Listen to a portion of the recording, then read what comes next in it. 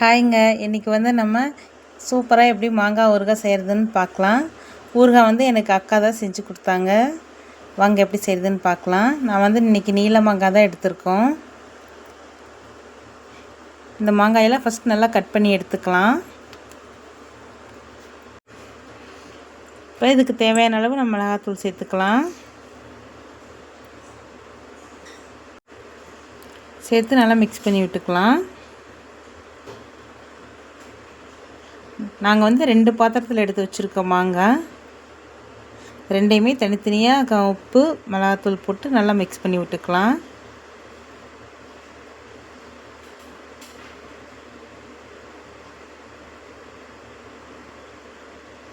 அவ்வளோதான், 2 பேஜும் ரெடி பண்ணிட்டோம். இப்போ வந்து நல்லெண்ணெய் சேர்த்துக்கலாம். ஒரு நல்ல பெரிய கடாயில். எவ்வளோ அகலமாக இருக்க கடாய் அவ்வளோ நல்லா இருக்கு கிளறதுக்கு ஈஸியாக.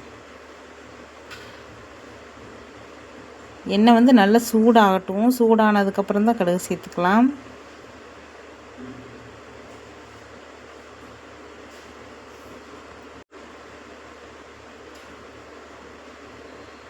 கடுகு வந்து நல்லா பொரியட்டும். பொரிஞ்சதுக்கப்புறம் இப்போ நம்ம மசாலா சேர்த்து வச்சுருக்க மாங்காயை சேர்த்துக்கலாம்.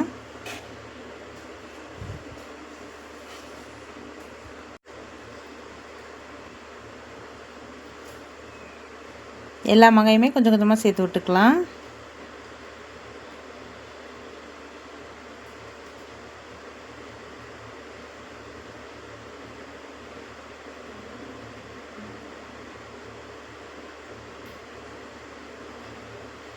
இப்போ நல்லா மிக்ஸ் பண்ணி விட்டுக்கலாம். நல்லா சிம்லேயே வச்சு கிளறி விட்டுக்கலாம். அப்போ தான் நல்லா மாங்காய் நல்லா வேகும்.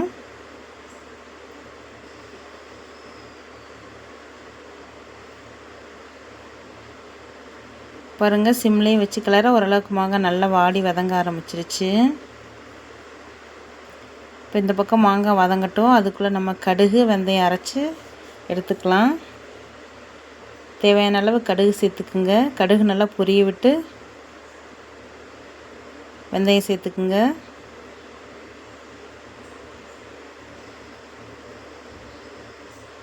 அவ்வளோதான், ரெண்டுமே நல்லா வணங்கிருச்சு பாருங்கள். இதை ஆற வச்சிடலாம். கொஞ்சம் நேரம் ஆற விட்டு பொடி பண்ணிக்கலாம். இந்த பக்கம் அதுக்குள்ளே நம்ம வந்து மாங்காயை 2 தடவை கிளறி விட்டுக்கலாம். பாருங்கள், லேசாக எண்ணெய் பிரிய ஆரம்பிச்சிருச்சு. இப்போ ஆறி இருக்கும். அதுக்குள்ளே நம்ம அதை அரைச்சிக்கலாம்.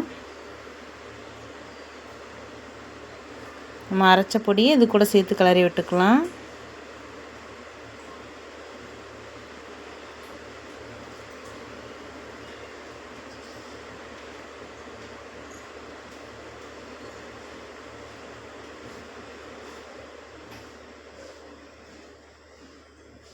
நல்லா மிக்ஸ் பண்ணி விட்டுக்கலாம்.